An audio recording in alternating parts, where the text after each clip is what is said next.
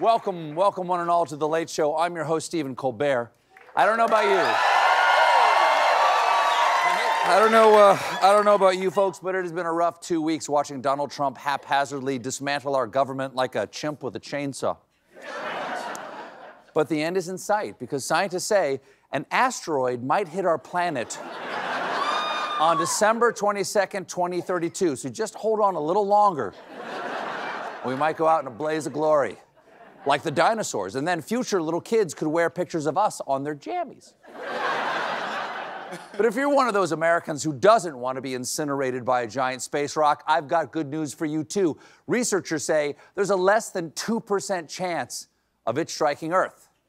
Now, I know that seems kind of low, but I want to point out, whenever I open a bottle of 2%, it's always 100% milk. Maybe I'm just lucky. I don't know. I got to go to Vegas. Bet on dairy products. But while we await the cleansing fire of an indifferent universe, we've still got to deal with all of Trump's dumb stuff. Today, his 10% tariffs against China went into effect, and they are big mad. They swiftly responded, announcing countermeasures targeting American companies and imports. But if China cuts American imports, who's going to buy the 3D versions of our movies that don't make sense in 3D but must be in 3D because China loves 3D? China, you guys are the only reason we released the 3D IMAX When Harry Met Sally. It really feels like whatever she's having is coming straight at you.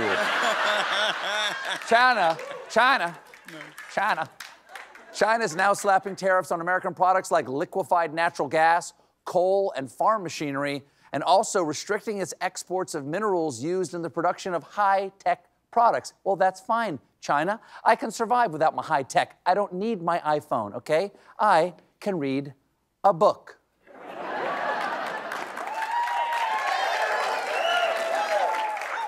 Siri, open book.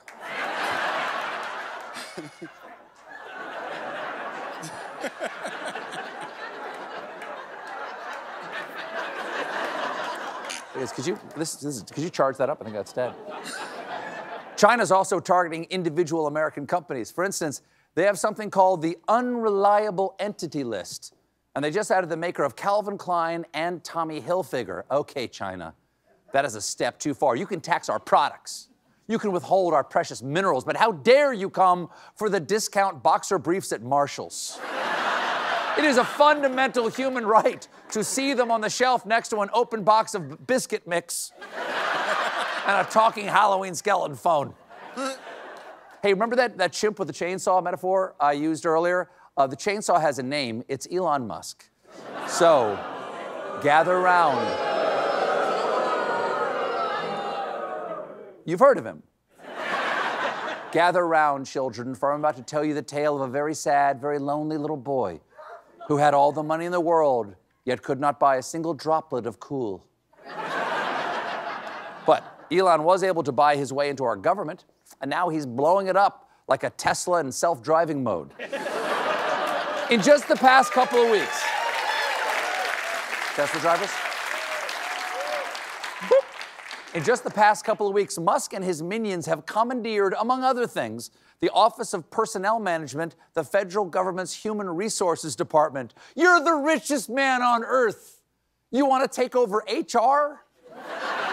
Why can't you be a fun billionaire like Richard Branson? Here he is kite surfing, wearing a naked lady on his back like a JanSport backpack. Or the Dyson guy. He invented a vacuum and grows delicious strawberries now. Elon, you could be the next Dyson. You never stop sucking. Now, Musk isn't doing this alone. The typing's pretty weird.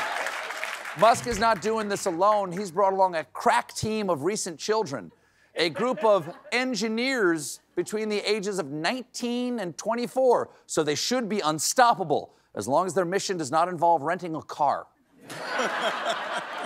With unlimited access to the government servers, Musk's team plans to pool all government contracts in a central database and use AI to assess them for budget reductions. Ah, yes, famously accurate AI the cutting-edge technology that told Google users to eat at least one small rock per day. Now, I know on the surface, I know that sounds dumb, but a rock is the only way to defeat the scissors that AI told you to swallow first. So, delicious. So how is Musk even allowed to do any of this? Doge isn't a real department, it's made up. He's not an elected official. He's just some guy who gave Trump $288 million.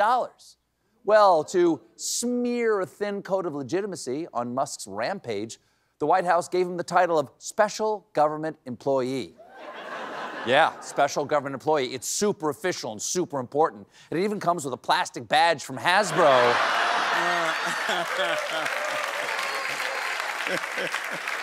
And a My First Vial of Ketamine kit. Now, if all of this feels weird and unconstitutional, yeah, even some Republicans acknowledge that, like North Carolina's Tom Tillis, who said Elon Musk runs afoul of the Constitution in the strictest sense, but it's not uncommon for presidents to flex a little bit on where they can spend and where they can stop spending, adding, nobody should bellyache about it. Yeah, everybody knows you can fudge the Constitution a little bit. That's why at the very end it says, or not. You know, whatever.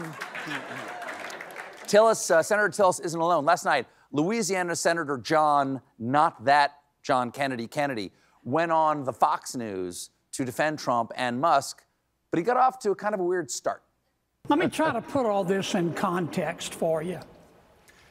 I like omelets. I mean, I really like omelets. I could eat an omelet at every meal. I like omelets better than sex.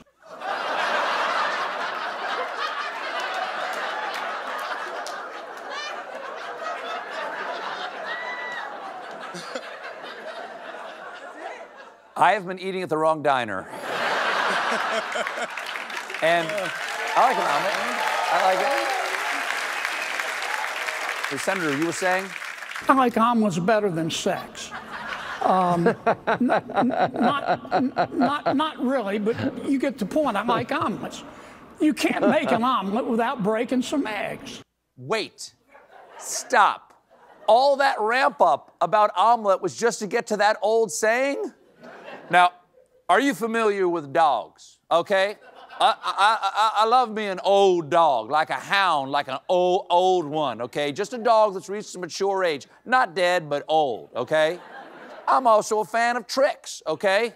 How'd they do that? But when I'm watching a trick, I like it to be a trick I haven't seen before, like a new one. Now, unfortunately, when it comes to elderly dogs, which again, you remember that I said I love, the older, the more I love them, okay?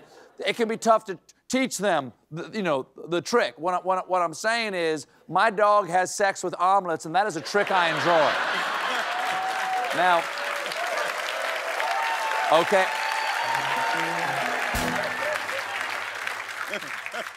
Kennedy finally got to the point.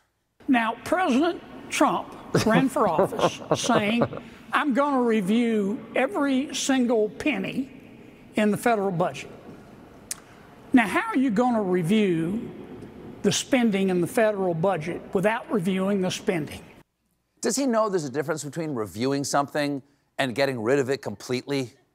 I would really hate to see John Kennedy as a dentist. All right, you stay right there. I'm gonna check these chompers out. Just gotta pull them out to give them a look there.